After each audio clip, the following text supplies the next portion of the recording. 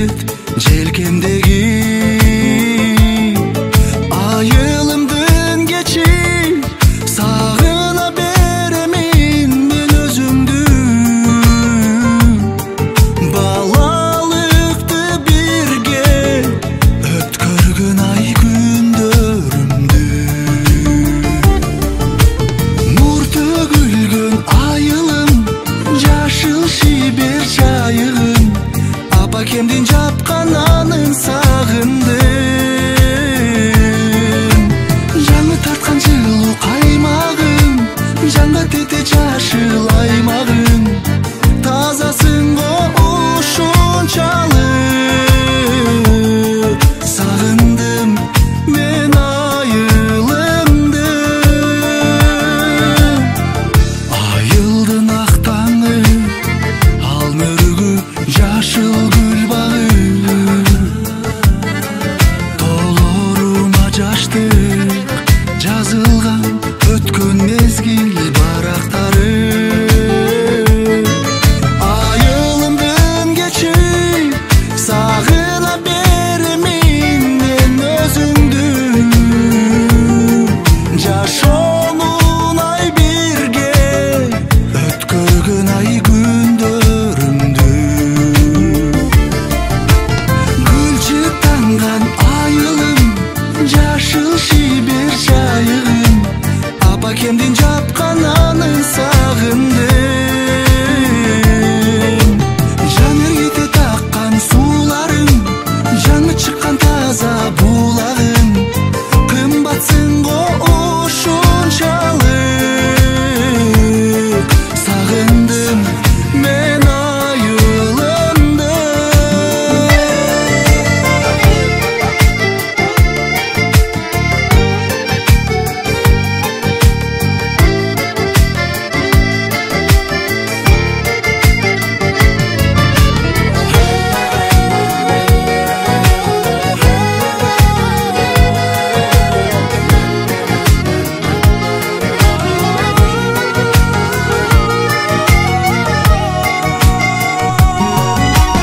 нан жыттанган айылым жашыл шибер жайыгым атакемдин жүргөн жерин сагындым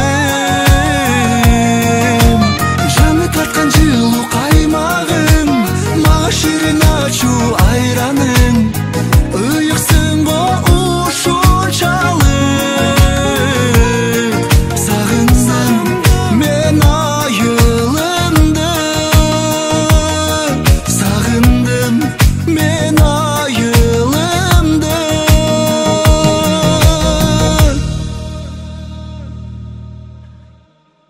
Kanım kırgız, canım kırgız bolğan soň Büyüdügü kırgızımdı dağdaymın Kanım kırgız, canım kırgız bolğan soň Kırgızımdı dağdaymın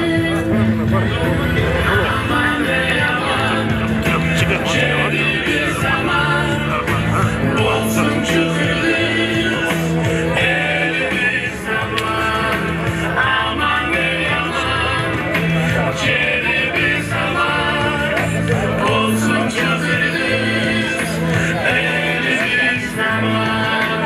Apkeler lan filer. Ver al. Ver al var.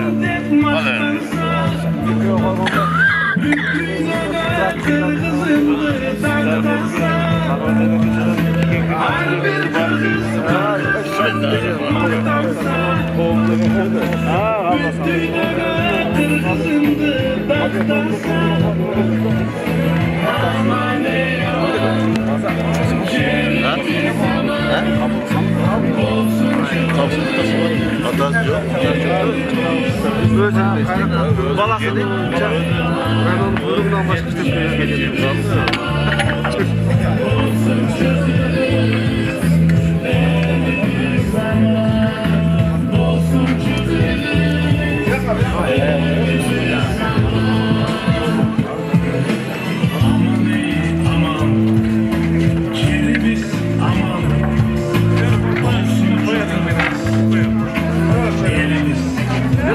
Ver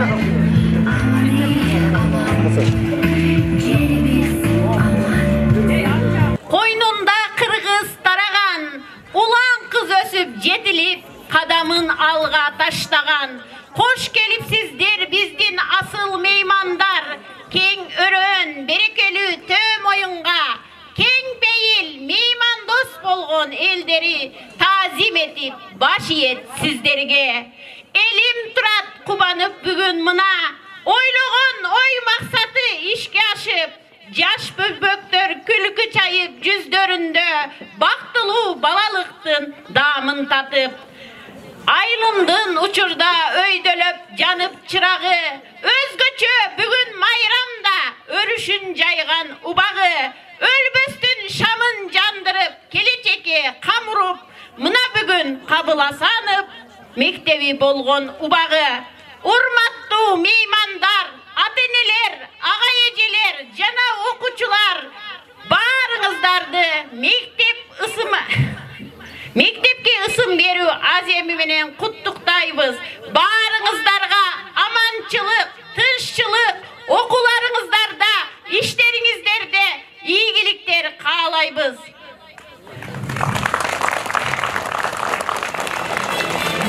Бүгүнкү салтанаттуу никаны ачып берүү үчүн мектептин директору Өмүрзакова Чынара эжекебизге беребиз. Урматтуу меймандар, коноктор, мына бүгүнкү мектептин атын өзгөртүү боюнча өзгөртүү аземине куш келипсиздер. Бардыгыңыздарды бүгүнкү майрам менен куттуктап, салтанаттуу аземибизди ачык деп жарыялайбыз.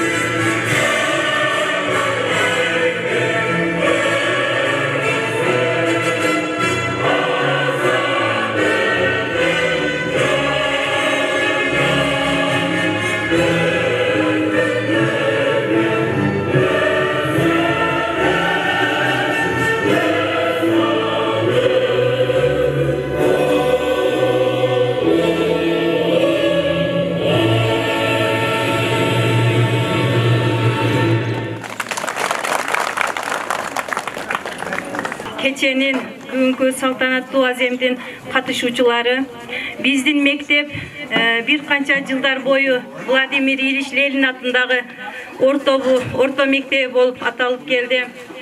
Ошол жылдар бою көптөгөн мугалимдер эмгектенип, көптөгөн окуучулар бүтүрүштү. Мектепте мыкты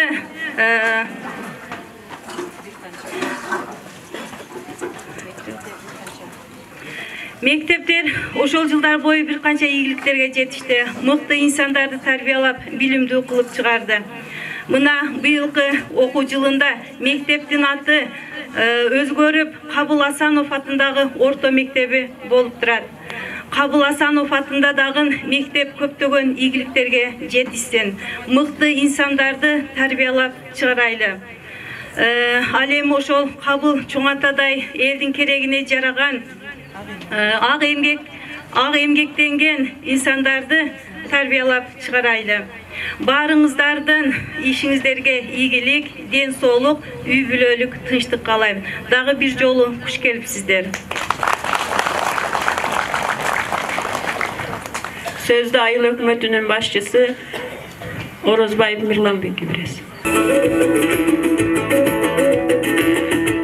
Урматтуу агай эжекелер, урматтуу агайын туугандар, бүгүнкү салтанаттуу ачылуу аземине кош келиңиздер. Кабыл Асанов ысымы 2003 жылы Төмөйн айылдык кеңешинин чечими менен токтоо менен бекитилген. Ошондой эле 2019 жылдын 24 январында 24/4 токтоо менен ошо Кыргыз Республикасынын Билим берүү министрлигинин комиссиясынын чечими менен чечилген. Азыр сиздерге ошо Кабыл Асанов атабыздын автобиографиясын окуганга уруксат этсеңиздер.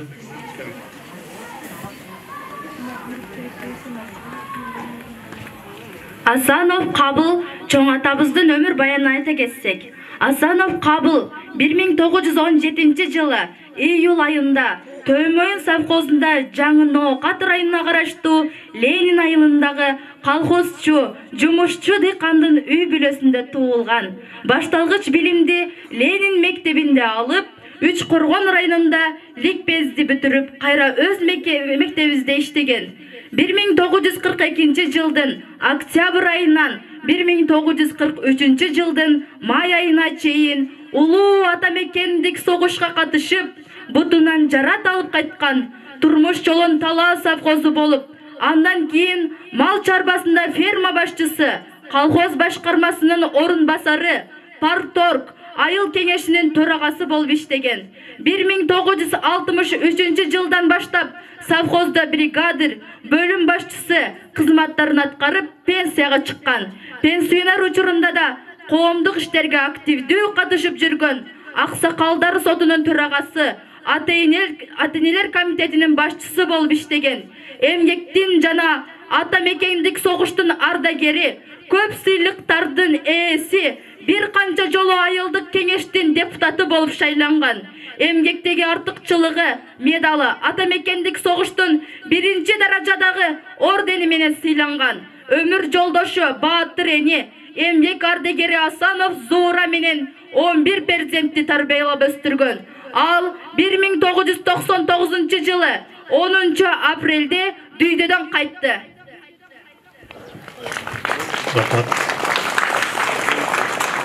Кабыл Асанов орто мектеби, атындагы орто мектеби Төмөйн айылдык аймагында эң чоң мектептердин бири, 600-га жакын окуучу окуйт.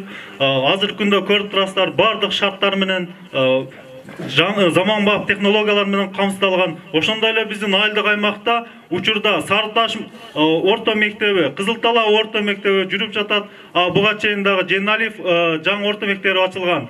Эми азыркы сөздү Арабан райондук мамлекеттик администрациянын башчысы, акимдин орун басары Мамасайдын Мусафар Ташаличке сөз берсек.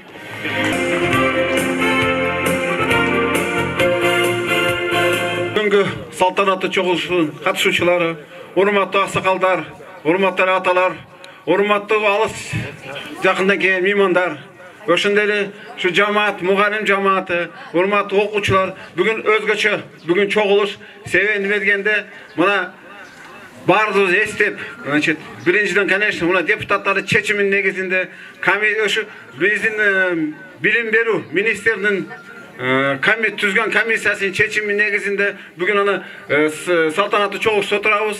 Билесиздер, бүгүн ошо чечимдин негизинде биздин урматтуу бир аксакалыбыз, согуштун ветераны Кабыл Асанов атабыздын, значит, исми ыйгарылып турган мезгилде турабыз. Ошон үчүн биринчиден ошо бүгүнкү атабыздын Кабыл Асанов аты берилиши менен силерди бардыгыңыздарды акибиз Курманбек Айбекович атынан, өзүмдүн атымдан, ошондой эле мамлекеттик администрация атынан силерди чын дилден куттуктаймын. Мына билесиздер, аталышы менен мектептин, биздин суранышыбыз мектептин жумуштары өзгөчө болуш керек. Мана биздин президентибиз бийил региондон өнүктүрүү, санариптештирүү жана балдарды колдоо жылына карата билесиздер, өзгөчө бир мектептерге, балдарга өзгөчө көңүл буруп, мектептерди бардыгына акылдуу мектепке өткөрөлү деген бардыгыбызга максат коюп турабыз. Мен ойлоймун ки ошондон şu мектеп жамааты, силер Төмөндүк эли, аксакалдар бардыгына жардам берип, өкмөт Төмөн айыл өкмөттүн башчысы бардыгы болуп туруп, биз ошо мектепке жардам берип, акылдуу мектеп катарына киришибиз керек. Ал үчүн билесиздер 4-5 критерийлер бар. Ошонун бардыгыбыз кошо жардам беришибиз керек. Себеби дегенде билесиздер акыркы мезгилде биздин туура билим сапаты боюнча биздин район көбүрөөк сөз угуп атабыз боюнча. Биз ойлойбуз бул боюнча көп ишти алып барышыбыз керек. Ойлоймун ошо немелерге бардыгыбыз салым кошобуз деген ойдомун. Атак yana бир жолу бардыгыңыздар бүгүнкү салтанаттуу кече менен ошондой эле Кабыл Асанов атабызды аты ыйгарыш менен чын дилден куттуктаймын. Рахмат. Рахмат. Азыркы куттуктоо сөздү Карабан райондук билим берүү бөлүмүнүн башчысы Акматали Мурзабекти коюшка. Урматтуу Төмөндүк агайын туугандар, Кыргыз Республикасы өзүнүн эгемендүүлүгүн алгандан бери өзүбүздүн жергиликтүү элге эмгеги сиңген, элге кызмат кылган инсандардын аттарын көчөлөргө, мектептерге, билим берүү мекемелерине коюу башталган. Муну жакшы билесиздер. Ошондон бери ушул айылдык кеңештин чечиминин сунушу менен 2003 жылы берилсе сунуш. Арадан 15 жыл өтүп, ушул бүгүнкү күнгө келип, ушул өзүңөр сыйлаган Улуу Ата Мекендик согуштун ардагери, эмгектин ардагери ушул Төмөйүн массивинде уюштурууда салым кошкон аксакал ушу Кабыл Асановдун исми ушул Ленин атындагы орто мектебине бүгүн ыйгар азем болуп атат. Бул оңойлукка турган жок. Сиздер жакшы билесиздер. Ушу 2019 жылдын 24 январындагы Кыргыз өкмөтүнүн комиссиясынын чечими менен номер 20/04 деген чечиминин токтомунун негизинде биздин министрлик бизге ушул атын ыйгаруу боюнча өзүнүн сунушун берип, Карабан райондук билим берүү бөлүмүнүн буйругу чыгып, юстициядан каттоодон өтүп, мөөрү алмаштырылып, мына бүгүн ушул аксакалдын ысмын Ленин атындагы орто мектебине ыйгаруу аземи өтүп жатат. Эми элге эмгеги сиңген инсандарды эстөө максатында келечек муундары ушул аксакалдарды унутпоо, сыйлоо максатында ушул иштер жүрүп жатат. Мына келечек муундары болгон жаш окуучуларыбыз ушул аңардын атын чыгаруу мектеп жамаатынын мугалимдери менен силерде. Ушул мектептин атын чыгарыш үчүн жакшы окушубуз керек. Тартиптүү жүрүм турумга ээ болушубуз керек. Мугалимдерибиз жакшы билим тарбия беришибиз керек. Элибиз балдардын билим тарбиясын тереңдеген татыктуу тарбия, терең билим алышына ушул жергиликтүү калк өзү көмөктөшүбүз керек. Бардыгы баягы жалпы көтөрүлгөн жүк жеңил болот деп бардыгыбыз колго албасак, азыр мына Музафар Тышаевич айтмакчы, Арабанда билим берүүнүн сапаты республика боюнча бир аз төмөнүрөөк көрсөткүчтө турат.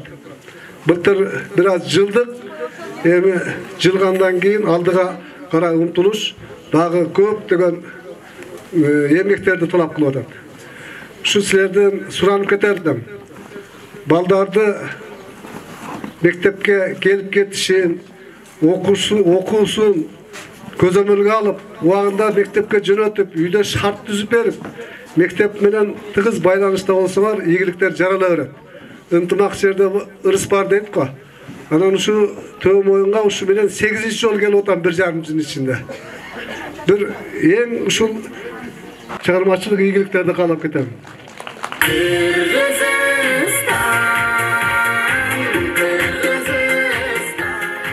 Рахмат Мырза Тоғаш. Азыркы куттуктоо сөздү Төмөн Ойын Алдык Кеңешинин төрагасы Абдин Саматов Адыладыга.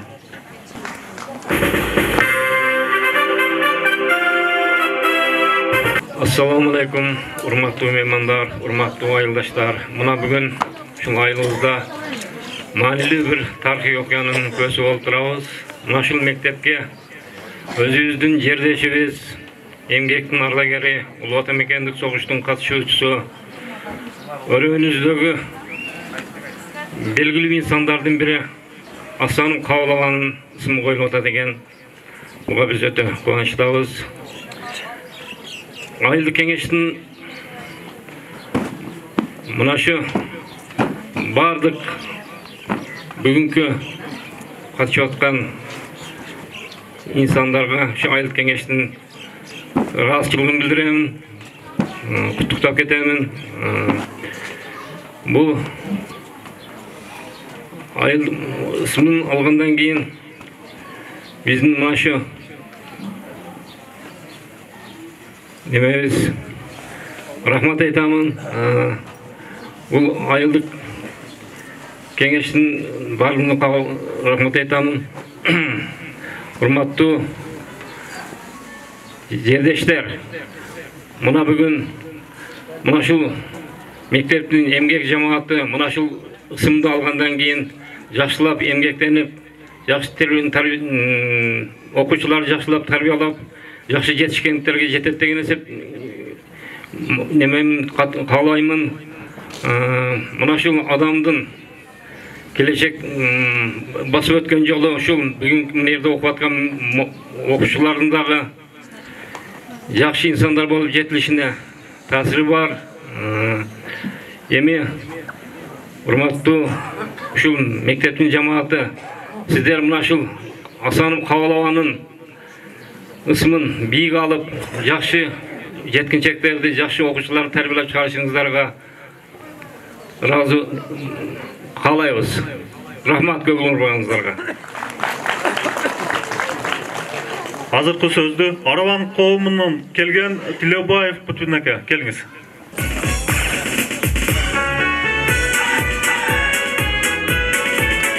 Алейкум.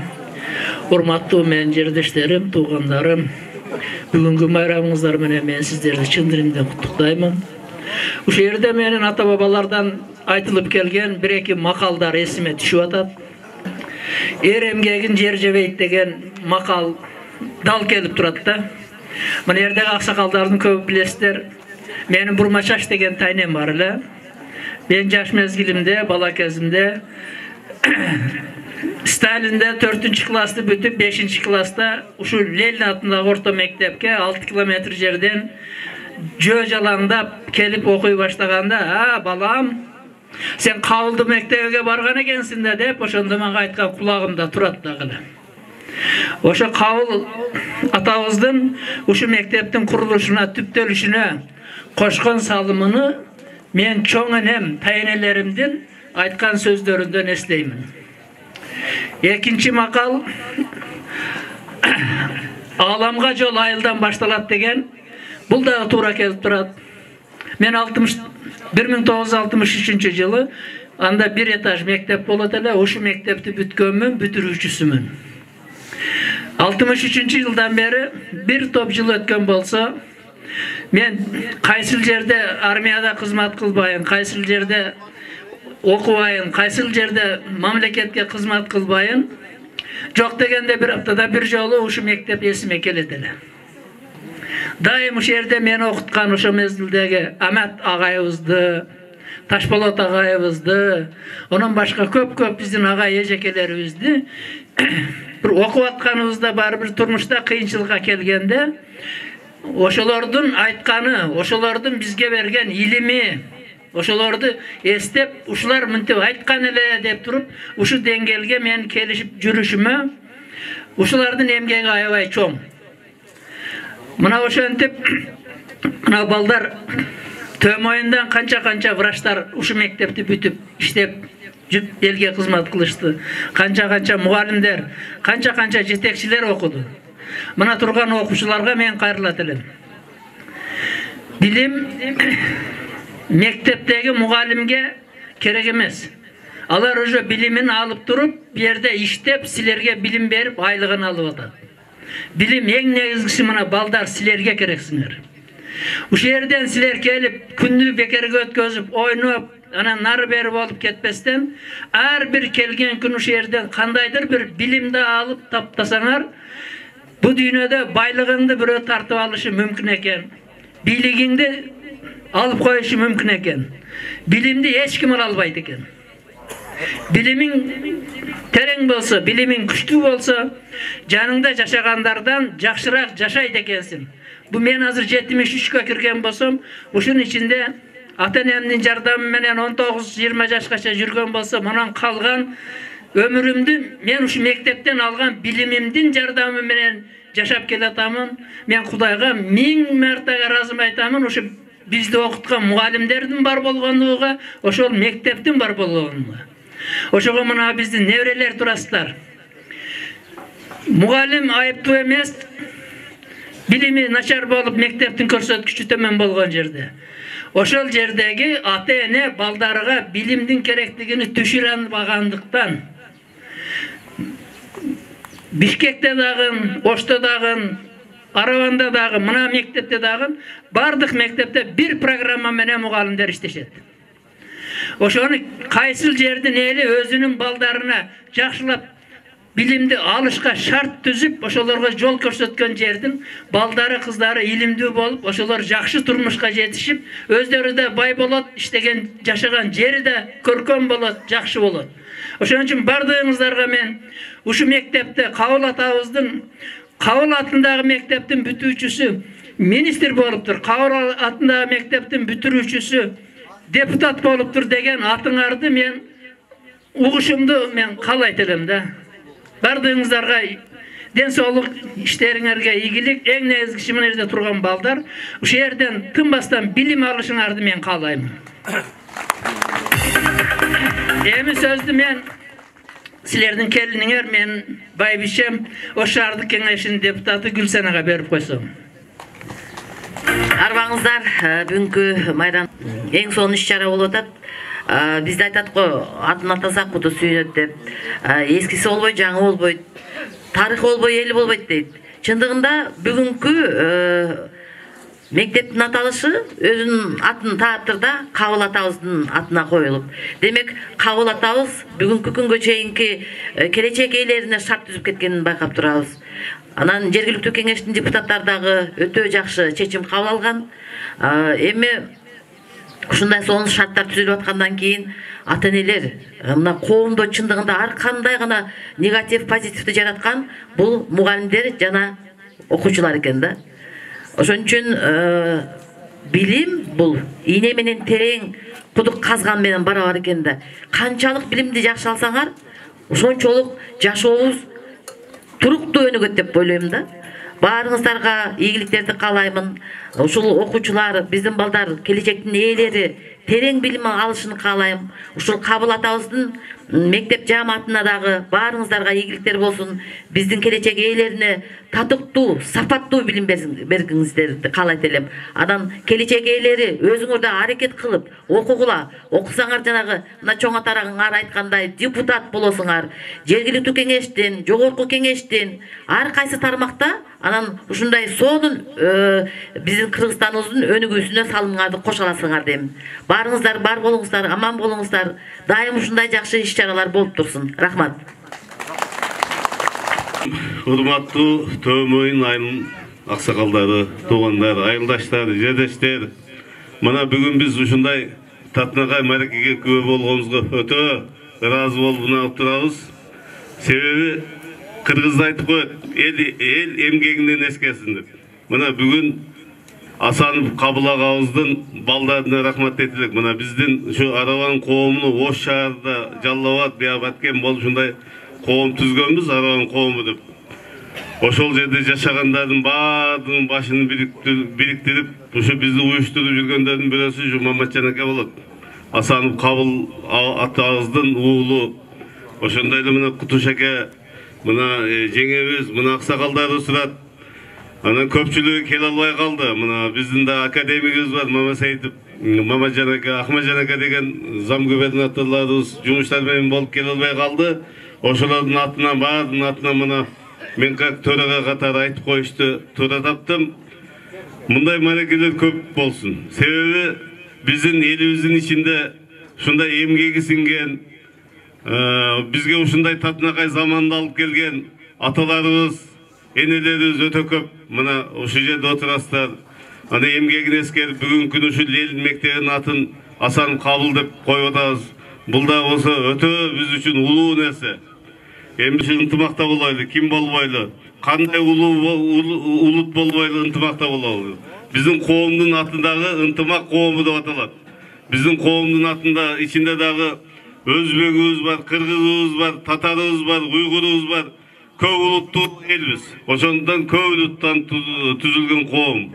Ошондон качан гана биз ынтымакта болсок, бирге болсок, ушундай улуу, ушундай татынакай нерселерге бардына жетишебиз. Şu мектепте иштеген мугалимдердин дагы иштери ийгиликте болсун. Жана тембери мына биз аксакалдарыбыз кандай татынакай жакшы сөздөрдү айтып кетишти. Эми ушундай улуу адамдын атын алган мектеп мен ойлойм ушу областта, районда şu биринчи мектептерден болот деп ишенем. Ошондон дагы бир ирет бүгүнкү мааракеңиздер кут болсун. Ушул Асанов Кабыл агабыздын балдары мына Мамажан акабыз өзү баш болуп турат. Ушу жерде небере чеберлер турат. Шулардын дагы ден соолуктары чың болсун, үй бүлөлөрүнө дайыма ийгиликтер болсун деп татынакай ушу сөздөрдү айткым келип атат. Эми биз бул мектепке мындай алганда бир белек алып келе албадык. Бирок ошо белегибизди конвертке салып келдик. Мамажан акага тапшырып койсок ушу белегибизди, анан булар карап туруп өзү мектепте шептик алат мындан кийин, ата чоң атасынын аты коюлгандан кийин өзү карап туруп керектүү белектерден алып берет деп ишенем. Рахмат сиздерге. Assalamu alaikum, unda ata salatim. Assalamu alaikum, Kırgız halkım. Biktigi Kırgızımdın menin baktım. Aylanayın, aylanayın Kırgız halkım. Her dünümdü sağarnayım men aradayım. Aylanayın, aylanayın Kırgız halkım. Katarsın deyim alamga atak taktım. Sözde Aydın Aksakalı Ermatov Nazırlıkı'ya. Урматтуу айылдаштар, ардоктуу меймандар, бүгүнкү салтанатка кош келипсиздер.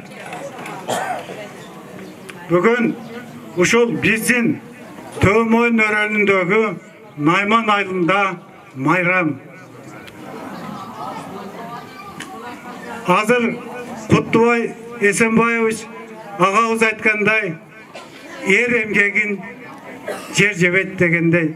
Мына биздин айылыбыздын улуу инсаны, биздин атабыз элге, мамлекетке ак ниети менен, чын дилгири менен, адамгерчилиги менен, артыкчылыгы менен, чынчылыгы менен кызмат кылгандыгы үчүн атабыз Асанов Кабылга ушул эмгектер үчүн бүгүн түгөлүп калып кетсин деген максатта ушул Ленин мектебине Асанов Кабыл атындагы орто мектеп нам берип жатат. Мен таржымалын айтпай эле коеюн, менен мурунку инсандар айтып кетишти. Бул инсандын мен кээ бир кылган эли журтуна, мекенине кызматтарын айтып коеюн. Биз Төмөйүн өрөөнү Өзбекстан Республикасы менен чектеш турабыз. Ушул иштеп жүргөн мезгилдеринде атабыз ушул чегараны жакшы билгендиктен өзүнүн бай тажрыйбасынан пайдаланып Кыргызстанга кээ бир мүмкүнчүлүгү болгон жерлерди өткөрүп бергенге абдан чоң салымы чоң. Ушу мектепте мугалим болуп иштеди. Ушул Учкоргондо ликбезди бүтүп келип, ушул жерде мугалим болуп иштеп, ушу ашар жолу менен Ленин мына эски имаратыбызды курушка чоң салым кошкон инсандардын бири. Улуу Атамекендик согушка 42-жылы барып, 43-жылы кайтып, майып болуп келди. Майыптыгына карабастан, ошол мезгилдеги иштеген адамдарга абдан кыйын болгон. Элим, жерим, калкым деп күнү-түн иштеген инсандардан бизге ушул атабыз жакшы насааттарын айтып өтүп кетти. Ар дайым ушул ак ниет болууга, адам болууга, чынчыл болууга, калыс болууга бизди үндөп кеткен. Биз ошонун жолун жолдоп, ушу өзүбүздөн кийинки муундарга ошол сөздөрдү айтып келүүдөбүз. Мен аксакалдардын атынан бул Төмөйүн өрөөнүнө биринчи жолу келген путу баскан инсандарды көрүп турам. Пут келсе кут кирет дейт. Биздин Төмөйүнгө кут кирет. Аллага шүгүр. Ошондуктан ушул кымбат убактыларын аябастан биздин Төмөйүн өрөөнү бул жерди Кыргызстандын мырзачөлү деп атайт. Ошо мырзачөлгө келгениңиздерге кош келипсиздер. Мен эме демекчимин. Дайыма ушул ысымды татыктап алып жүрүүсү үчүн Чынар кызыбызды баш болгон ушул коллективге, мектеп жамаатына чоң-чоң ийгиликтерди каалайм. Ошолордун үйүндө тынчылык болсо, аманчылык болсо, жакшы кыйын чыган окуучуларды бул жерден чыгарат деп ишенемин. Дайым ушул коллективге узун өмүр чыңдап солук каалайм. Ушул жерге аталып келген, алыс жакындан келген, азиз болгон меймандарга үй бүлөсүндө тынчылык, ар дайым аманчылык, барчылык, молчулук болсун. Аллах Таалам ушул Найман айылынын аксакалдарынын атынан бардыгыңыздарга жакшылыктарды, дүйнөдөгү бардык жакшылыкты каалап кете берем. Элибизде ар дайым ынтымак болсун. Кыргыз жергебизде ар дайым тынчтык болсун. Элибиз бир жеңден кол, бир жакадан баш чыгарып, Кыргыз мамлекетине дүйнөдөгү алдыңкы мамлекетке кошуна Алла насип эткен болсун. Birde jigit töminet, birde jigit çöjürek, tömingende jigitти, töbөсүнө көтөрүп. Азыркы сөздү Төмөйүн айланын аксакалдары Сарыташ айылынан келген Сайдазым ажабыбызга сөз. Келиңиз. Рахим. Урматтуу Төмөйүндүк жергештерибиз, алыс жубуктан келген меймандар, Төмөйүн жергесине куш келипсиздер. Бүгүн Төмөйүн элине абдан сүйүнүчтүү майрам болуп турат. Себеби Аяш атам Асанов Кабылдын атын ушул элдин орто мектебине ыйгарып атын коюп отурабыз. Аллага шүгүр, мээнет кайтып, Асанов Кабыл Аяш атабыз Төмөйүндү Төмөйүн кылып түптөгөн, Төмөйүнгө көп эмгек сиңирген, ар кыл тармакта иштеген жакшы инсандардан эле. Аллахым мээнеттери кайтып, ушу Аяш атамдын мээнетин эске алып, Найман эли канчалаган мээнеттер менен барбаган жерлери калбай, Араван районунун акими, Төмөйүн айыл өкмөтү, кала берсе областтагы жетекчилер баардыгы бир добуштан колдоп, Аллахыма шүгүр, бүгүн Аяш атамдын атын мектепке коюп атат. Рахмат, ушул салым кошкон ушул чоң кичиктин баардыгына. Бул Кабыл атабыздын таржымалын айтып өтсөк, убакты көп кетет. Көп жакшы иштерди аткарган улуу инсандардан эле. Мына биздин ушул жашообузга Төмөйүн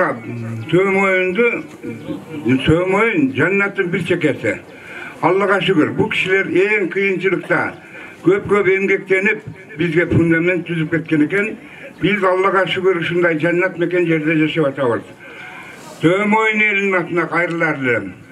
Аллахыма шүгүр, Төмөйүн эли жаннаттын бир чекеси. Ушуга шүгүр кылайлы.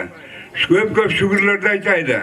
Ата бабабыз кыйналып, кысталып, Төмөйүндө ушу курт кумурска мекендеген жерди жер кылып, Төмөйүндү Төмөйүн кылып, бак кылып, ушунчалык суу ап келип, бак кылып, Төмөйүндү жаннат мекен жер кылган ушул биздин Аяш атабыз Кабыл Басан эле. Ушуга окшогон көп адамдар өтүп кетти. biz azırkı yaşap atkan şu Tömoyun'un yedi Kırgızstanımızga jakşılık tileyli, Kırgızstanımız önü össün, aldınki vay mamleketlerinin katarına koşulsun, zamanımız tünç bolsun, türlü mınavı alamda olup atkan afatlardan Kırgızstanımızı öz panayında asırasın. Benim daha bir aytarım. Şu Hasan Ayşe'den baldarına rahmet. Kavulcan sen baş bolup, ülkelerin kaç bolup, kança alıstan gelgen buna mimanlar, kança yerlerge varıp varagerçilik tarttılar. Allah ata kılgan eken Ayşe'den atına mektep ilgari oturat, uşul mektepke salım koşkondorga çoğun rahmat, uşul mugalim kollektiflerine uzun ömür, acıvat kayrat, iki dünyanın baktılığına ata kılsın. Allah'ım Tömoyun ede, Kırgızstan ede, hiç kaçan zamandık görbeyle, zamanımız tünç, asmanımız açık olsun, Allah'ım akzolundan adaştırmasın. Daima namaz okugan mağallarda, uşul aksakaldar, Kırgızstanımızın tünç boluşun kağlayla, daima dua kılıp durayla. Allah'ım şu oğmak versin, Tömoyun eliyem, kütürüp, güldüp, örsüp, önügüp, uşul yerden şu mektepten, Ayaş Atağız'ın altına algan mektepten, ösü öngen baldar, gelecekte jakşı deputat, minister olup, yer için jakşı akliyetten kızmat kılışın, Allah'dan tilep ketemiz. Kudaya parvadigar eli yurtumuzga tünçülük olsun, iki dünyanın baktılığına ata kılsın, kızırcılığında olup, yoluşudur, yoldoşu kızır, tapkandarı jakşılıkka muyrup nasip kılıp, daima şunday aktoyların üstünde jüre verişti, Allah'ım özü nasip etsin. Gelgen konuklar, bardığınlarga, Allah'ım müyüşürünlerge yan tüçlük, amandık, kadircamlık versin. Hiç kaçan oğru bağla, sırka bağla, tandarınar, candarınar sak bolsun, yer için kızmat kılıçtı, Allah'ım özü nasip etsin.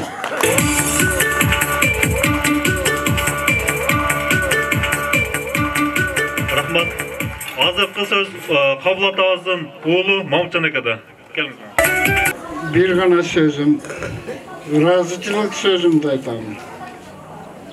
Şu Atağız'ın imgegin el bağlap bu Atağız'ın adı mektepke koyulup kalışı Atağız'ın imgegi bu. Bunu Allah Teala da kolladı. Tömoyun eli kolladı. Bütün de rayonluk administrasiya, bilim verim ministerstvosu ta prezidentke çeyin kolladı. Bireler aytar sözüm, ben bardığına razıçılığını bildiremin. Uşu küngü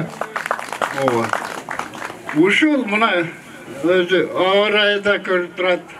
Atamız kanday kişiyle muna uşunan dile bize oldu.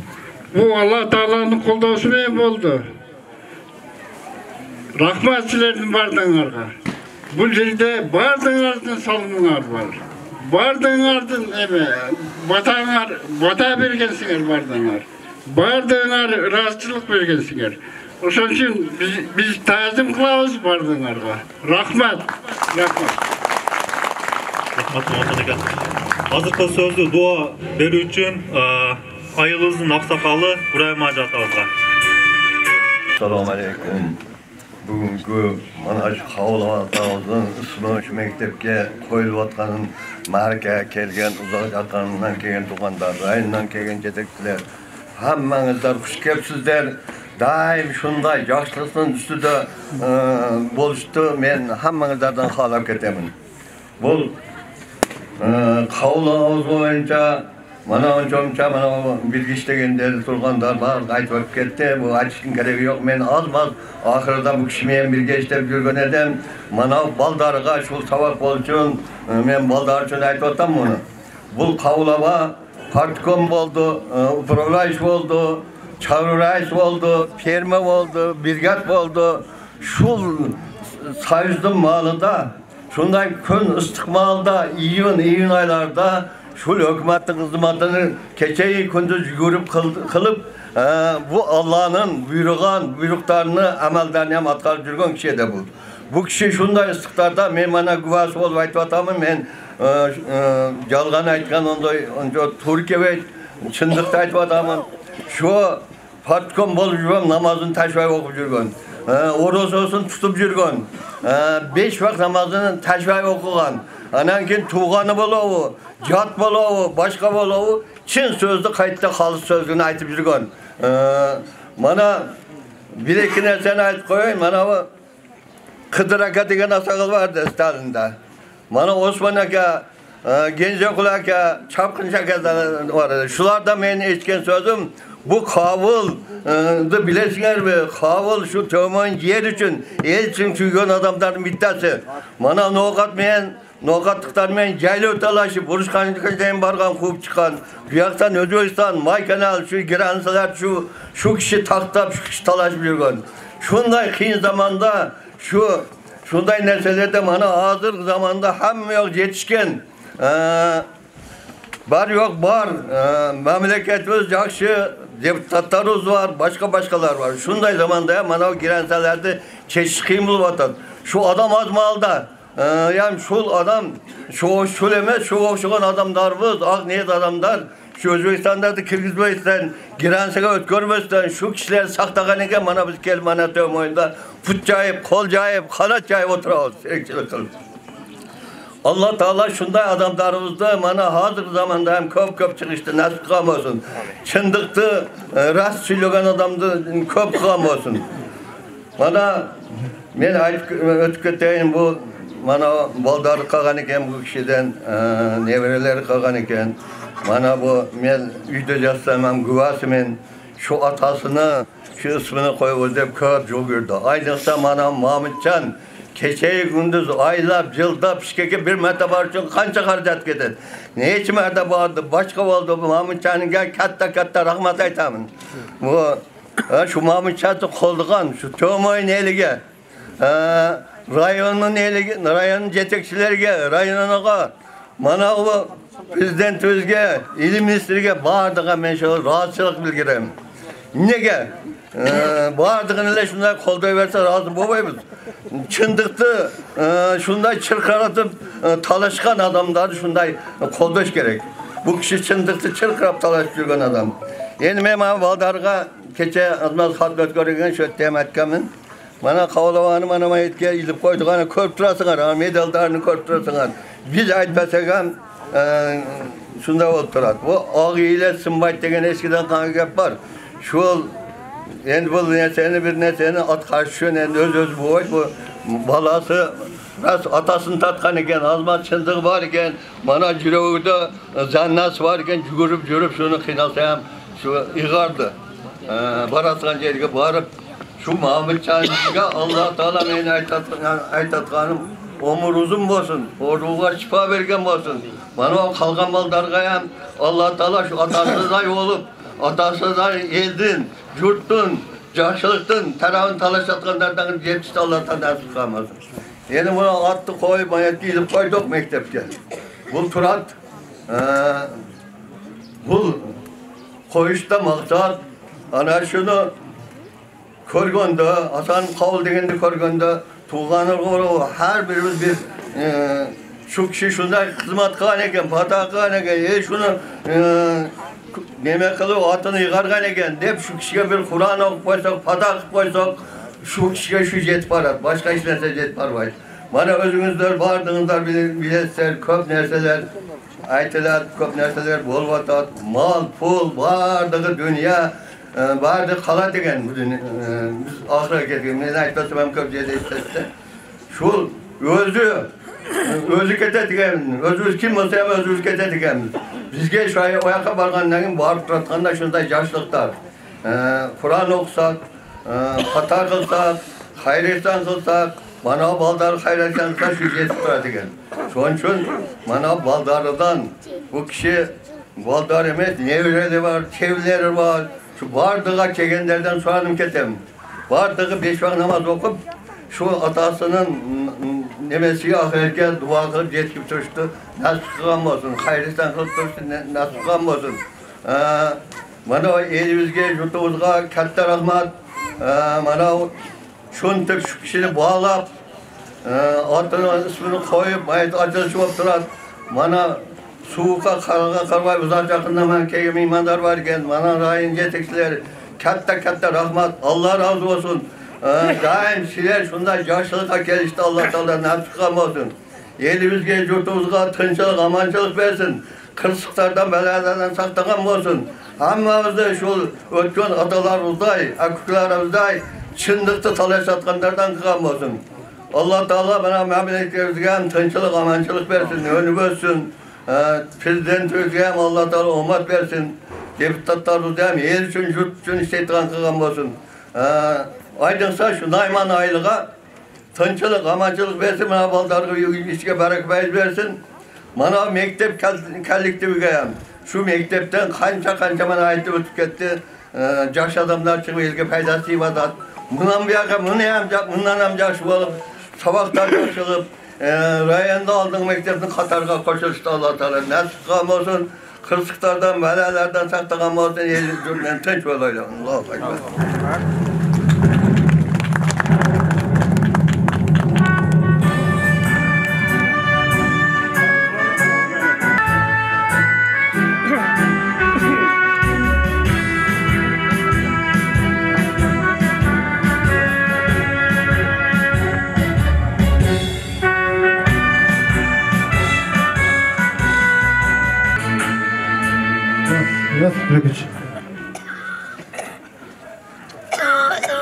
من الشيطان الرجيم بسم الله الرحمن الرحيم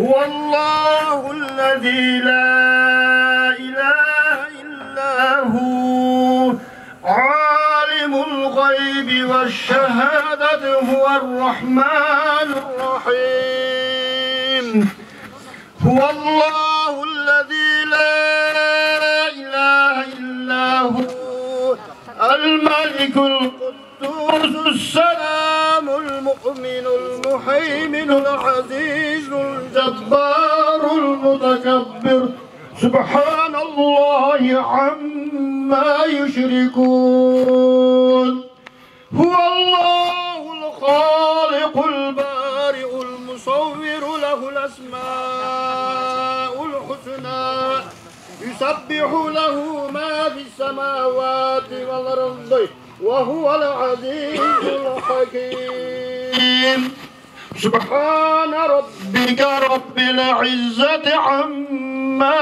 يصفون وسلام على المرسلين والحمد لله رب العالمين Amin, amin. Bana şu okulgan, tilavat Kur'an'dan, kılırgan hayırsanlardan nasıl olan dostum, bana ketken atenelerimize, akılarımıza, kav karındaşlarımıza, cami ötken peygamberlerine, cami ötken azörlerine, soğusan şul malakani ötken yatkan, mana Mahmutcan'ın ötken ata enerjiye, akılarga, davlatlarga bahşiş ettik. Ötkönlerde Allah Teala rahmatı alıp, cennetten kalmasın. Kalgan, tuğan uğurga sabır kanat verip, Allah Teala tur yolga zeyat kalmasın. Hammamızda balıgatga jetkenden keyin 5 vakanımız okuştu. Allah'ın faz sünnetlerini, Allah'ın fazlarını, Peygamberin sünnetlerini, vacip sünnetlerini atkaratkanlardan kılamasın. Hammamızda adaştırmasın, turcu. İşte o zaman bir yardımımızı veretken, yardımımızı etken adamlardan kılıçlı. Nasip olsun, şu kılgan hayrıysan Allah'ın razılığı da olsun, Allah Teala kabul kılmasın. Elimizge, yurtumuzga tınçılık, amançılık, bereket vergemez. Allah.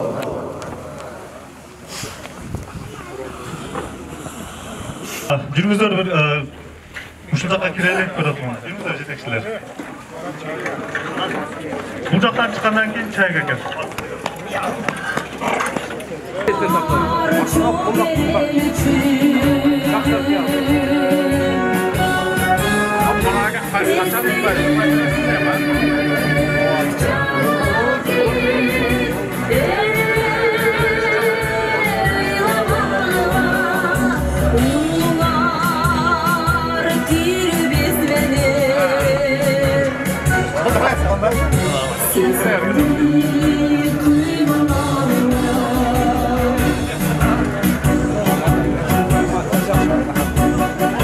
Can verip kandım karmaşta kaytan yok hayra batıştan.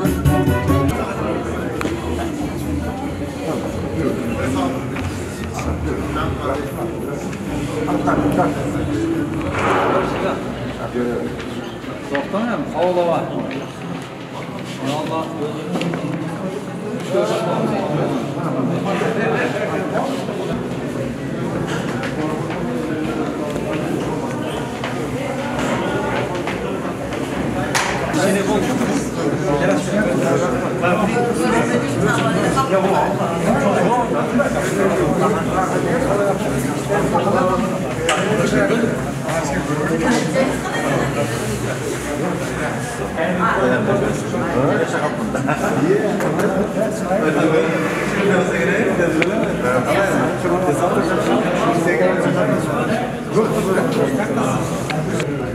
Orusça aytganda анан учокусуна чыгат түшүрүп. Көмөйүн элди өздүгүн көрсөттү. Булар билбейм, биз башка штатта даже ушундай кабылабат десе, коюш керек. Эми жакшы. Кудайга шүкүр. Allah bir söz, özün yolu var. Cem, жүрүңүздөр, чайга алып келди, бул жакка. Жүрүңүздөр, чайга.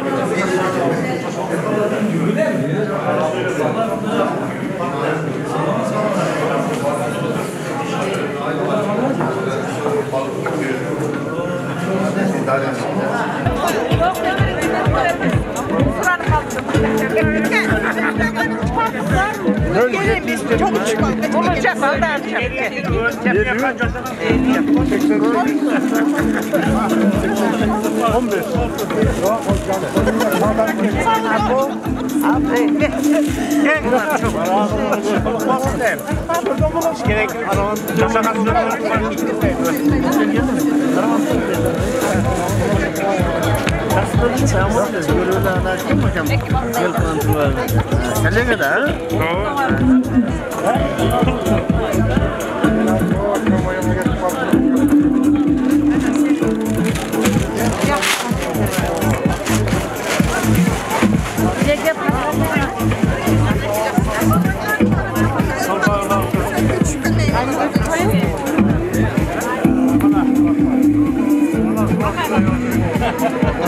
Uyum.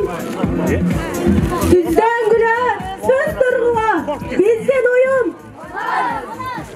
Bizden Orhan. Bizden Nur.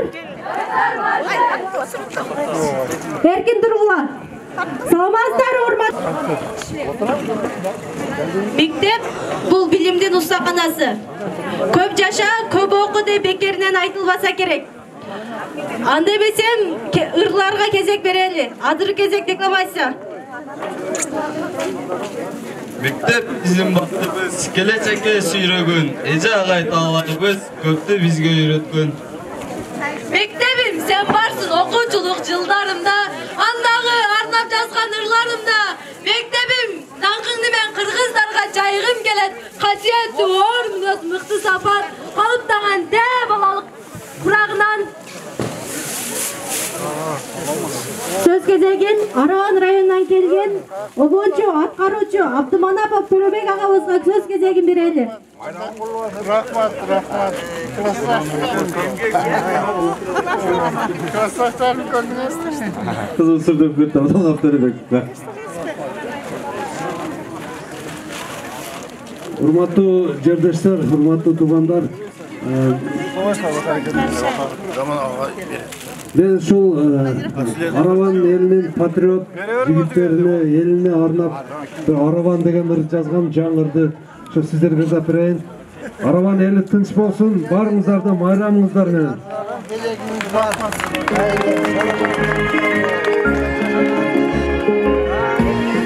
Bayramdagıday mana da kolda koşarlar.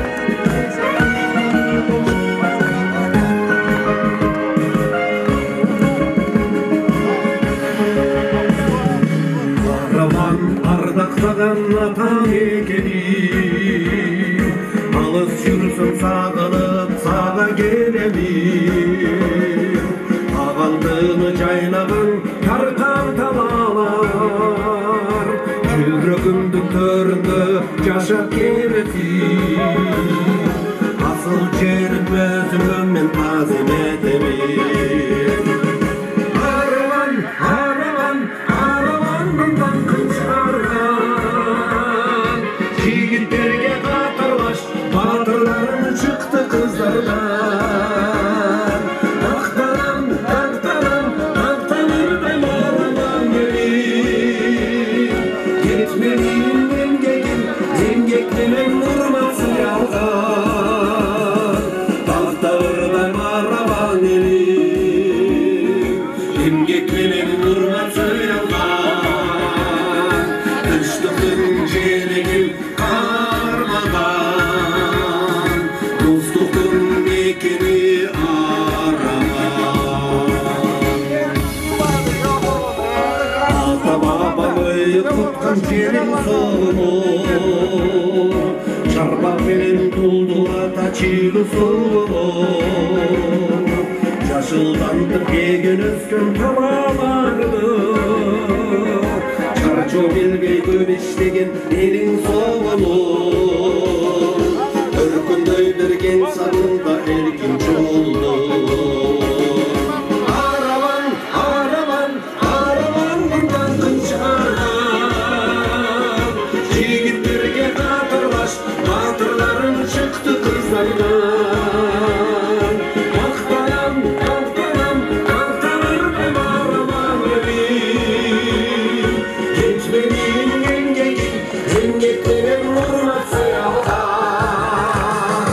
Maqtanırdım aravan elim. Engeklerin vurması yalgan. Kışlıkın jelegim karmagan. Dostluktun mekeni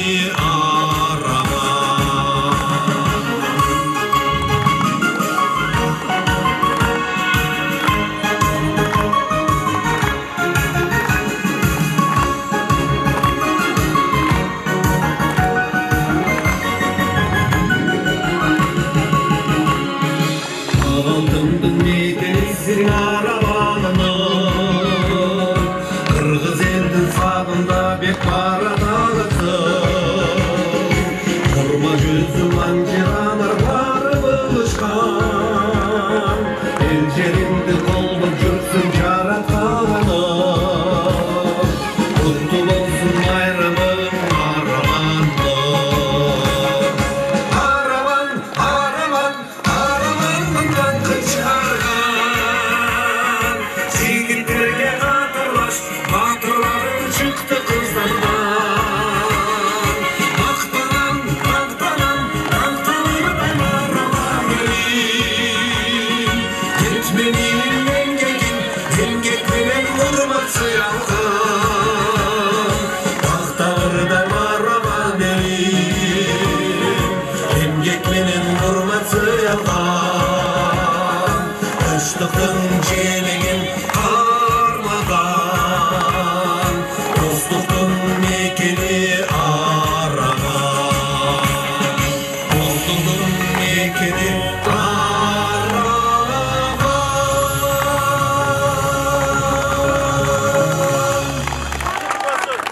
Рахмат, барыңыздарды майрамыңыздар менен. Эми дагы бир чыгармамды аткарып берейин. Барыбыз чогуу майрамдагыдай маанайда бир шаңдуу бийлейли, Аравандык сулууга деген ырымды кабыл алыңыздар. Барыбыз чогуу бийлейбиз, болуп турбайбы? Бүгүн майрам.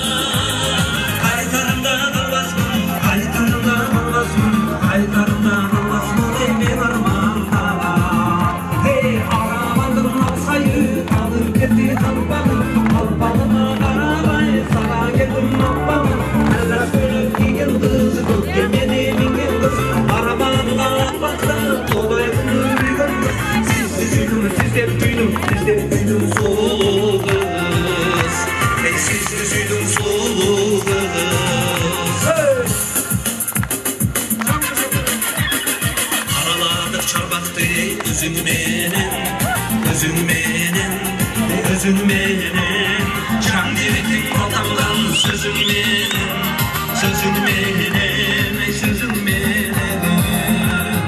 anarında yaralan munca şirinsin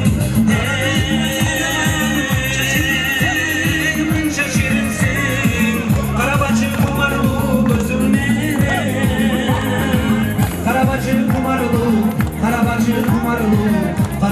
kumarlı ey gözün menen Ağlamadın aksayı alıp gitti kalpadın arabayı sana getim atmadın Ellas köynek digin kız gökke benim ikim kız arabanda atmakta tobaylı bir kız Sizi duydum sizde duydum soluğunuz Sizde duydum soluğunuz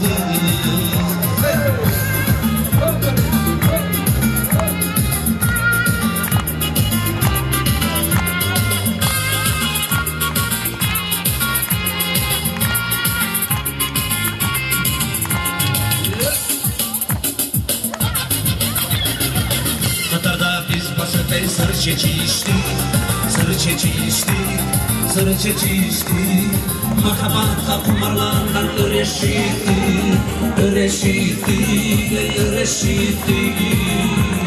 Kandı dostum asmandan yıldızlar kadar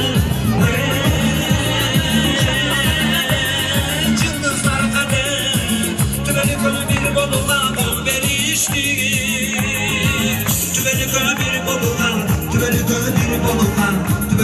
bir boluğa bol verişti Hey ağlamadım aksayı alın getir kalpadıma karabayı sana getim appadım Ellas köynek digin kız gökke benim ikim kız arabanda atmakta kolaylı bir gün kız Sizde duydum soluğunuz Sizde duydum soluğunuz Sizde duydum soluğunuz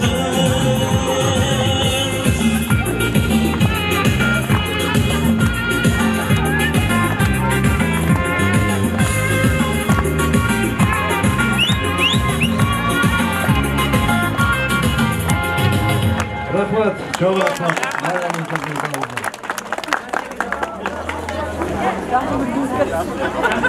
Rayонна ушунчалык жакшы күндөрдүн бири болуп атат.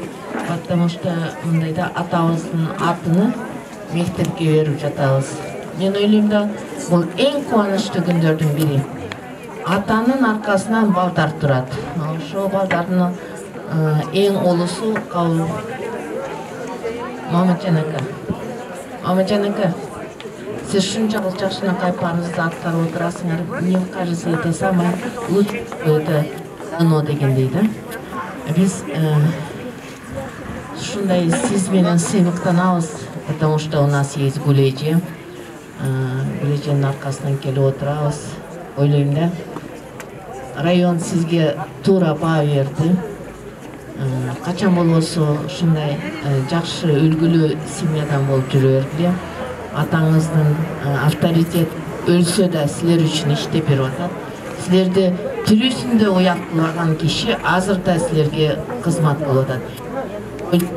Ушундай балдар отурат. Мен коллективдин аркасынан ушундай жакшы сөз айтып атам. Азыр мен сөзүмө Роза деген Иминжанова сүйлөп коет. Мен разымын силерге. Араван. Саламатсыздарбы, урматтуу Араван келгесин эли. Өмүр бизден өтүп кетсе, эмгек бизди эскерсин дегендей, эмгеги ушунчалык калган экен кабыл атабыздын. Ошол эмгегин баалап, эл журт ушунчалык баа берип отурат. Аны ушул деңгээлге жеткирген кабыл атабыздын балдары.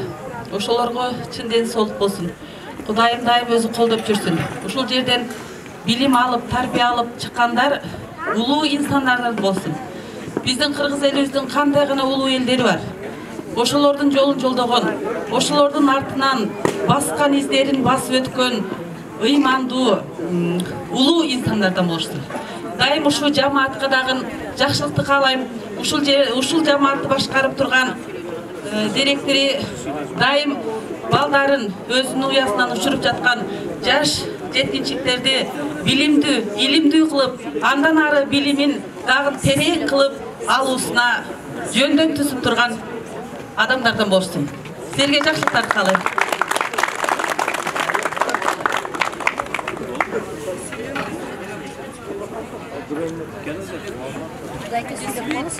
Assalamualaikum. Кымбаттуу şu Кабыл атанын атын коюлган мектепке балелчик болуп, жүрөгү менен ошол кишини сыйлап, ошонун балдарын, кыздарын сыйлап келген туугандарга, мектептин директору баш болгон жамаатына, анан ушул жерде турган окуучуларга баарыңарды ушул бүгүнкү майрам менен куттуктап кетемин. Биздин эгемендүү болгонубуздун пайдасы.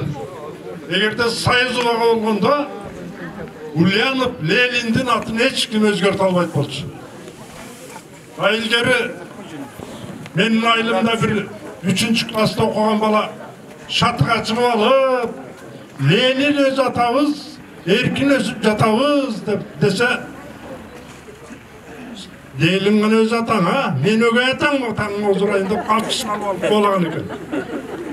Анан болбойлонун кайра келиптир.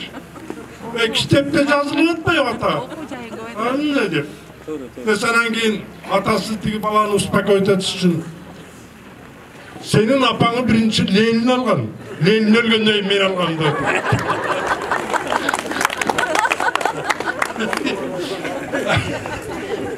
Ошондой замандар.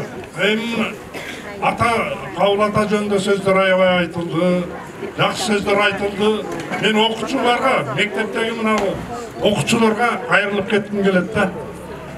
Жанагы Куттубай айткандай, биз кичинекей эле жер танда, мектебибиз жер танда, 7-чи класс эле болгону. 10-чу класста бери райондун центрине келип бүткөнбүз. Жер танда мынандай мектеп жок. Отопление жок. Печкени отун менен, очурт менен отун сындырып, отун майдалап, анан кийин печкени жагынан отурат элек. Электричество жок. Кандай окуйт элек? Аяк үлпүлдөгөн чырак, анында керосини түгөп калса, печкеге отту жагып, печкенин оозун ачып коюп окуйт элек. Себеби биз ошол кичинекей кезибизде эле окуш керек экенин түшүнгөн экенбиз. Ошол биздин кичинекей айылдан bir жылы 69-жылы 8 врач мединститутты бүтүп чыкканбыз. 8 врач bir жылда. Ошону жана Куттубай айтып атпайбы? Баягы билими бар, миңди жыгат. Билеги жоон бирди жыгат деп. Ошон үчүн окуучулар мынандай шартта, мынандай мектепте, мынандай билимдүү мугалим барган кезде окуп алыңар. Убакыт өтө берет, кийин өзүңөргө кыйын болот. Жакшы окусаңар, жакшы институттарга тапшырсаңар, действительно кийин турмушуңар, жашооңор жакшы болушуна шарт түзүлөт да. Ошон үчүн ата-энелер отурат анча-мынча, баары кетип калышты аксакалдар. Балдарды окутуш керек. Оку деп мындай жакшы сөздөрүңөрдү, жакшы насихаттарыңарды айтып турушуңар керек. Анан эмне дейм? Ушу Кабыл атанын урпактары Мамытжан баш болуп, Мамытжан былтыртан бери, 1 жылдан бери жүгүрүп, ооруп калганга чейин жүгүрдү. Бирок эмгеги колуна тийип, бүгүн майрам болуп отурат.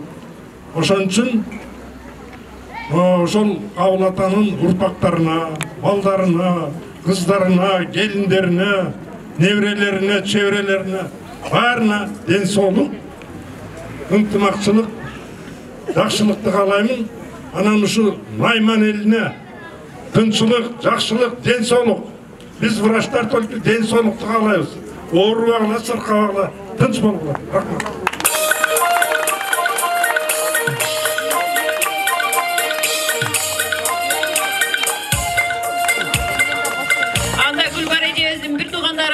берип койсок. Араван район тургундары, сиздерди Жайыл районунун атынан куттуктап кетүүгө уруксат этиңиздер. Тарыхта улуу инсандар көп болду. Ошол инсандардын бири биздин Кудабыз Кабыл Куда болуп жатат. Бирок ак ийилет, бирок сынбайт деп бүгүнкү майрам, бүгүнкү ушу мектептин аталышы оңойдукка турган жок.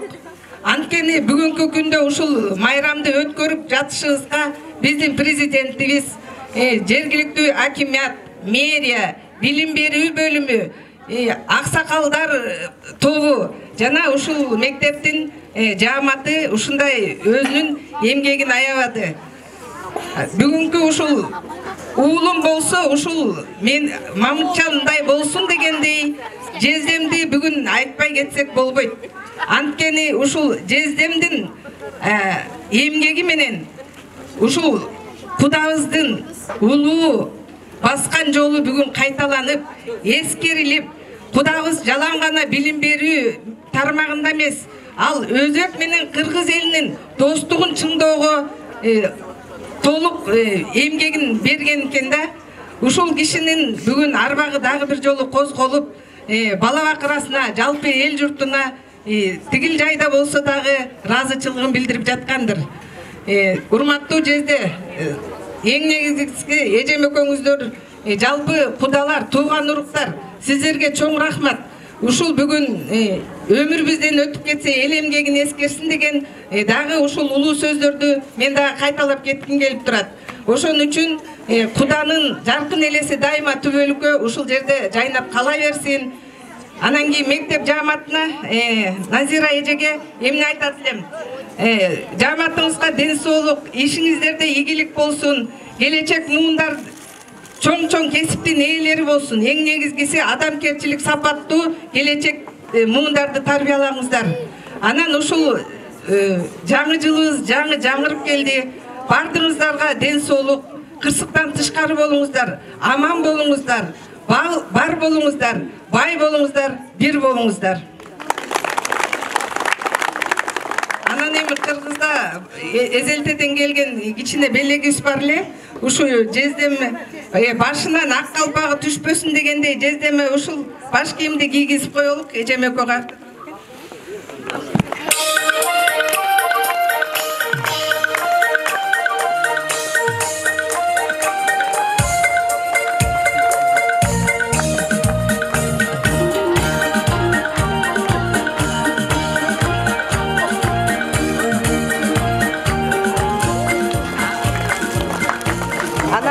Ушул жааматтын директору Назира Мамажакыповнага бул жааматта эми далай майрамдар боло берсин, ишиңиз ийгиликтүү болсун, арышыңыз аргын болсун, жолдоруңуздар байсалдуу болсун. Анан жалаң ошо сизге атай Жайыл районунан микрофон алып келип, жалаң жакшылыктар деле үнүңүз катуу чыгып, элдерди жалаң тынчтыкка, жакшылыкка үндөп, жакшы каалоолорду айтып, жакшы муундарды өстүрөбүз сизге.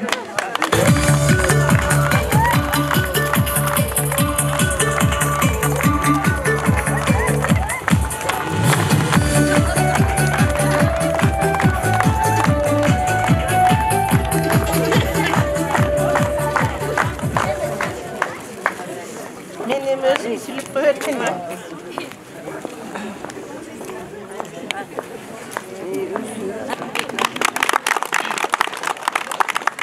Эми бул ушундай күнгө, ушундай нерселерге жетиш үчүн көп нерселер болду. Бардыңыздар билесиздер. Бирок ошо акырында мына кайнатамдын аты коюлду. Ошондуктан эмне деп айтам? Ушул мектеп биздин Кыргызстандагы алдыңкы мектептерден болсун. Ар дайым зоолосу бийик болсун. Ушул жерде окуган балдар, кыздар мынакей могу жерде тизилип, ырдайбыз, ойнойбуз, келген адамдарга майрамдык маанай түзөбүз деп турат. Жалаң гана майрамдык маанай эмес, ушул жерде мен ойлойм, келечектеги президенттер, келечектеги космонавттар, инженерлер, врачтар, жана башка миңдеген кесиптин ээлери турат. Ушул мектепте окуган балдар, кыздардын бардыгы жок деген дегенде айыл өкмөтү болсун. Анан эң негизгиси ушуларды окутуп, ушуларга билим берип, ушул мектепти көкөлөтөбүз, мындан ары дагы көрктөйбүз, барктайбыз. Кыргызстанда керек болсо СНГ өлкөлөрүндө атагын чыгарабыз деген мектептин коллективине биринчиден таазим кылам. Экинчиден ушул мектеп Кыргызстандагы жана СНГ өлкөлөрүндөгү алдыңкы мектептерден болушун каалайм.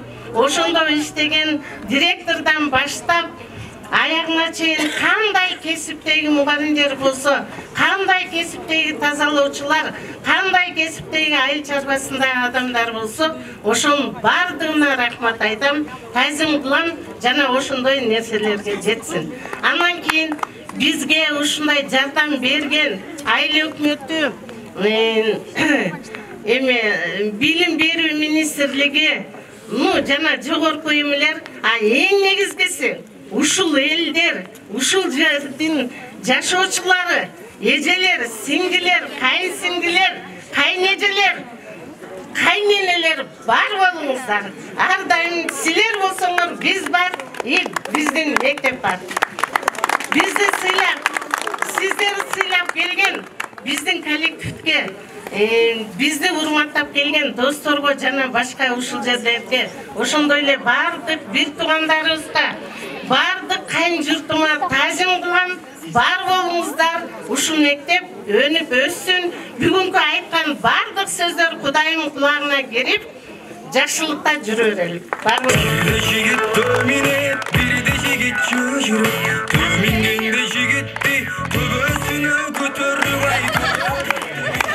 Азыр эми концерт программаны көргөндөн кийин азыр көптүр уюштурган чайлар бар, майлар бар дегендей баарыңыздар барып, таам татып, аз дагы болсо көптөй көрүп, жаманы болсо жашырып, жакшысы болсо ашырып, ыраазы болуп кетиңиздер. Кудайым ыраазы болсун, сиздер ыраазы болуңуздар.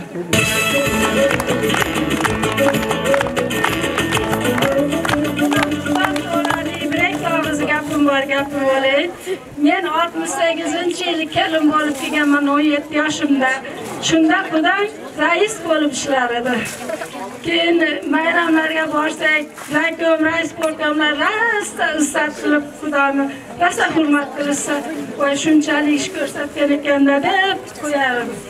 Keyin putlari ham kesilgan, yo'q panjalari. Nimaga unday deb qizimdan so'rasam, qizim opa qaynatam urushda xizmat ko'rsatgani uchun shu putlarni ushigurib ketgan deganda, endi o'tganda bir nima bo'lganda mashatdagi bilib turgan odamlar ham Xudomanday qarshi chiqdi-da, ko'pi qarshi chiqdi. Mehnatini bilgan, mana shunday qiynalib shu hamma yoqda nima qilgan odamlar ham qarshi chiqqan. Endi mana rasmini qo'yib yaxshi qildi, men shunga suyunyapman. Ko'rgan odamlar, voy nima? Endi menda nimasi bo'lar ekan har bir odam dushman. Voy tursin, qo'y nima deb dushmanlar aytsa, mayli, aytaversin. Xudolarni joylari jannatdan bo'lsin, oxiratlari obod bo'lsin. Juda yaxshi odamlar edi. Men shuni gapirmoqchi edim.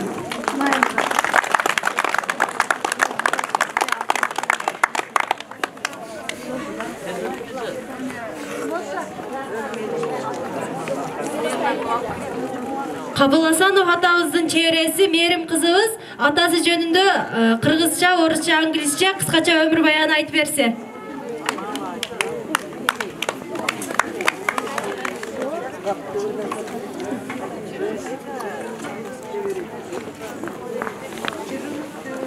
Дат баспас тарых, эстен чыкпас эстелик, азаматты эки нерсе багыттайт, адал сөзү ак эмгеги карытпайт, адам өлсө сөзү калат артында, жакшы атагы унутулбайт калкында. Төм оюндун найманында улуу инсан жаралган, Асанов кабыл, айткан сөзү кабыл, иши кабыл аталган. Мугалим, завхоз, парторг, төрага, ардагер көп иштерди алып барган. Бүт өмүрүн элим жерим деп Асанов кабыл күйүп жанган. Зурайын эмменин алтында 11% тарбиялаган. Капылов Мамытжан уулу Кыргыз Республикасынын республикалык соттук медициналык экспертизасынын Ош областынын медициналык экспертизанын борборунун бөлүмүнүн эксперти. Барысынын ата уулдары жана кыз атына татыган Асанов Кабыл Төмөйүндагы дат басмастары аталат. Эмгеги сиңген мекен мектебинин аты турса жаңырып, нечен кылы мел эскерип кубанат. Рождение человека с большой буквы – это как рождение новой звезды истории. Төмөйүн Селенайман был рожден человек история для своего народа. Асанов Кабыл. Учитель, завхоз, партор, ветеран войны, сельсоветом он был. Жизнь посвятил своему народу и сил. 11 детей со спутницей Заурой образцово воспитал. Века народ не забудет подвиги его дел. We know a man by his works, a person who was born in Төмөйүн in a village Naiman in 1917. As you know that Асанов Кабыл devoted his life to develop his people's education life. Асанов Кабыл had been working as a teacher, chief of some farms, manager of a household, headman. Also, he is a war veteran.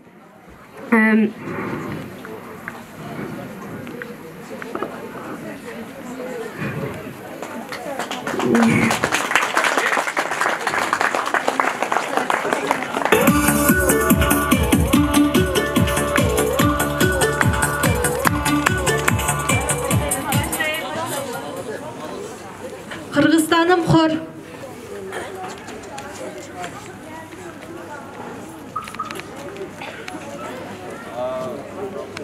Ağlato, ölgüm Kırgızstan, acayip korkum Kırgızstan. Akmuştun, bari tabılgan, uyutku, çölgüm Kırgızstan. Kırgızstan, devim Kırgızstan, kılındık kemim Kırgızstan. Benim gündük ömrümdeki değişim benim Kırgızstan. Kırgızstan, Allah Kırgızstan, Kırgızstan, yaşa Kırgızstan. Sen güldük, özü beresin, kızılım var da Kırgızstan. Erkanday, kedim Kırgızstan, ekinci enem Kırgızstan. Tuylagan, tulpar ulumdu, tuğarnap, berem Kırgızstan. Kırgızstan, özçü Kırgızstan, kıynalmay özçü Kırgızstan. Sen güldüp, özü beresin, kızılım var da Kırgızstan. Kırgızstan, Allah Kırgızstan, Kırgızstan, yaşa Kırgızstan. Sen güldüp, özü beresin, kızılım var da Kırgızstan.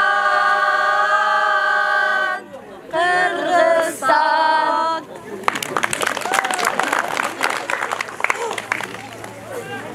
Akıl aytıp, barımızga bilim bergen.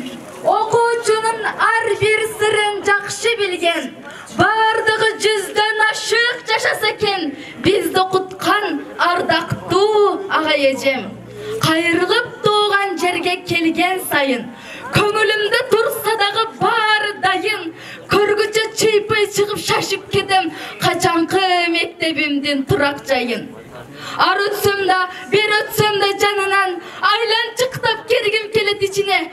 Жалаң бешке оқыр елем деп қойым, жаш күндердей бала болсам кичине. Ойлансам, жерден ағып судан бачым, өмірді өйдіргітіп тұрат ташын. Біз қайда, біз оқыған мектеп қайда, білдерші дәрегеңде класташым. Аңқыған жіті жайна бірді елек, анда біз açılбаған гүлді елек. Алдыдан атенеміз шығып қалса, аябай қылмыштудай сүрді өрелек. Көктөкті бірдіп, жаңы сайған дарақтай, мектебімді жақшы көрім барынан. Тем қойсышы каникулға таратпай, мектеп шаңы шайға толып тұрсын деп.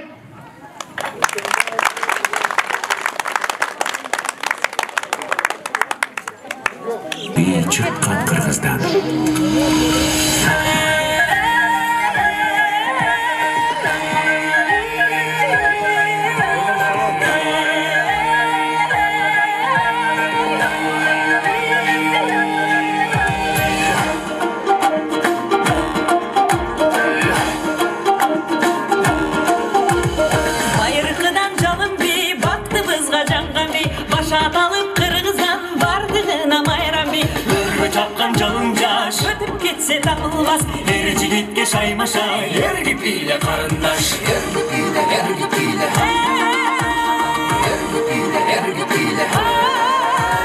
Шыңғырғана таққандай, ұшып бара жатқандай, талпыналы жарышқа тайдыруды чапқандай, қандай адам тым тұрады, қалбай жүріп олқына, жалпы тегіс билесек, жалынбасын ынтыма.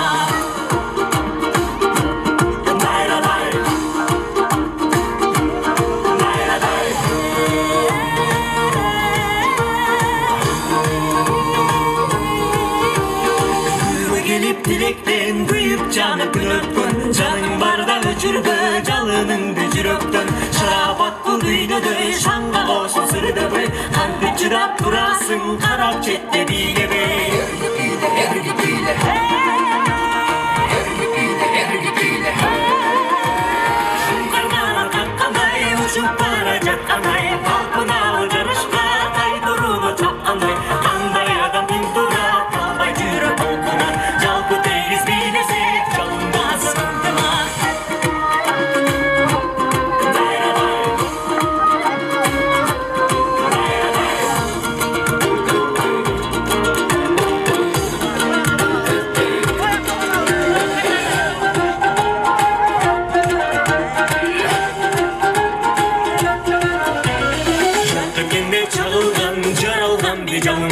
Шат өмірді жарық бол, шам шырақтай жағылған, күлкі менен жашарып, күн болар баталып, биліп ары жашымыз бір құмарға баталық. Баталық, баталық, баталық, баталық. Шыңғырғана қаққандай, ұшып бара жатқандай, талпыналы жарышқа тайдыруды чапқандай, қандай адам күн тұрар, талбай жүріп олқылар, жалпы тегіс билесек, жалынбасын ынтыма. Қандай адам кім тұрар, талбай жүріп олқылар, жалпы тегіс билесек, жалынбасын, жалынбасын, жалынбасын ынтыма.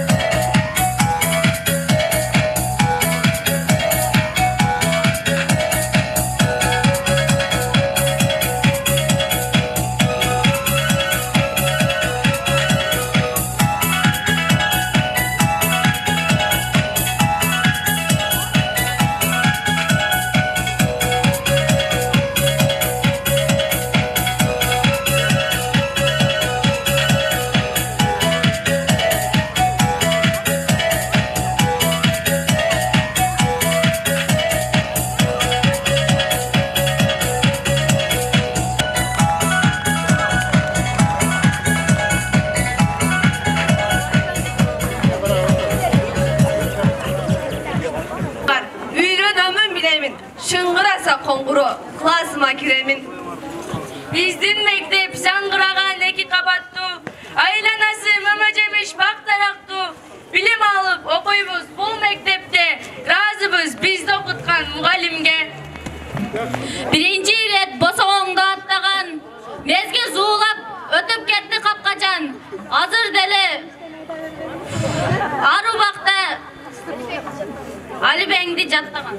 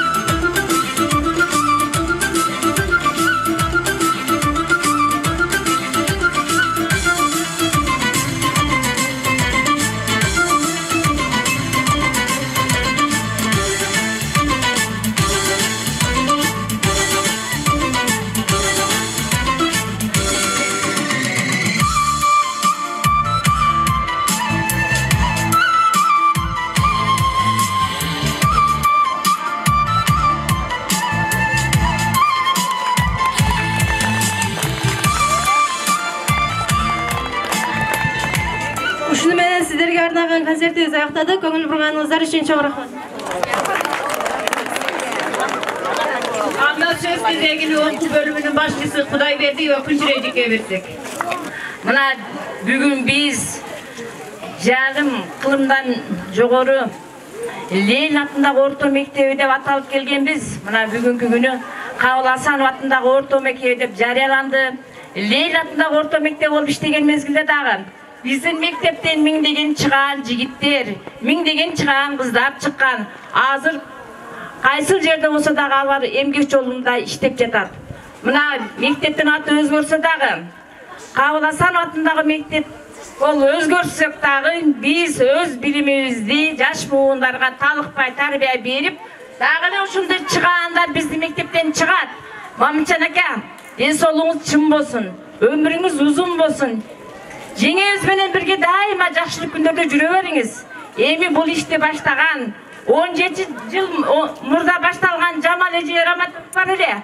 Анда 2003 жылы анда дагы мектеп коллективи жакшы салым кошкон. Мектеп коллективдин чечими чыккан, айылдык кеңештин депутаттарынын чечими чыккан, аксакалдар сотунун да чечими чыккан.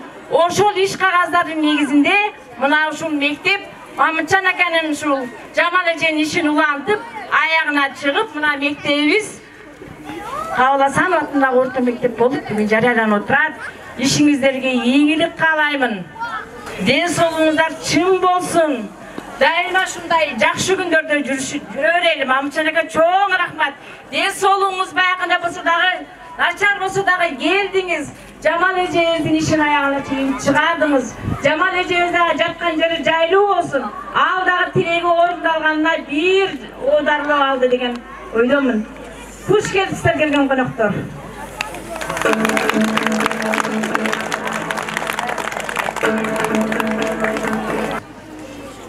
Mektepte konsertlik programma ayaktады деп. Kırgızından kadam alız basbaymın. Kanım kırgız, canım kırgız bolğon soň. Bütünögö kırgızımdı damtaymın. Kanım kırgız, canım kırgız bolğon soň. Bütünögö kırgızımdı damtaymın. Aman ey aman, şerimiz aman.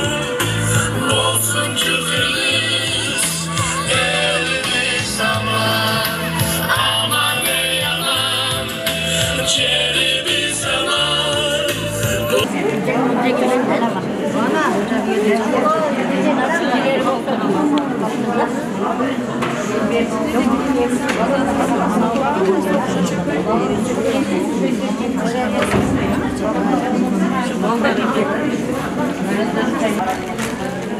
Тұрады. Şu жаққа барайын азыр. Адамдар бара өйдем. Мен біреу басқа жақта балам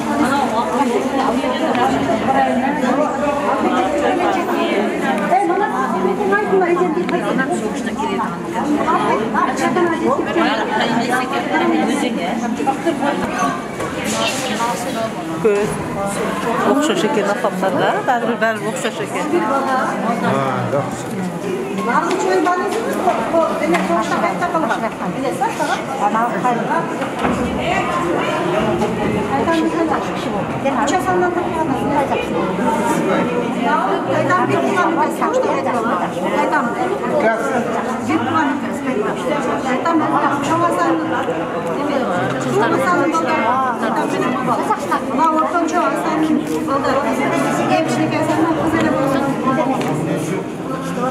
Kıvırcırda kızlar, yok. Kıvırcırda geçeceğiz. Nasıl ya, minaları karışmaya geliyor.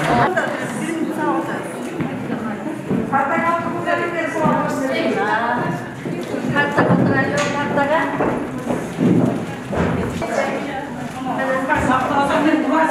Sağda buran.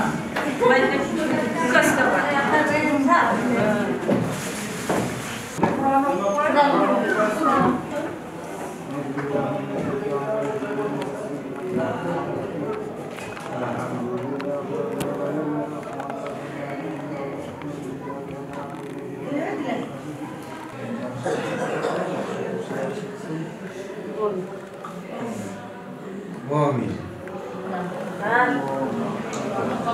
Rahmat, rahmat aytып Туған қыздарға да дуа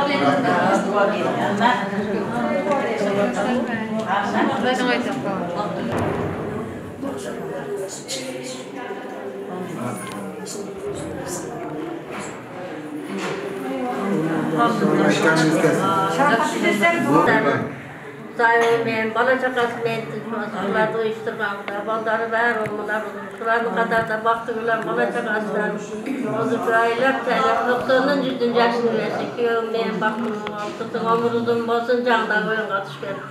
Büyük uğur kızı baktım olsun, şu mektepte okutanlarım bär, жақша bilimli ballardan korkutsa.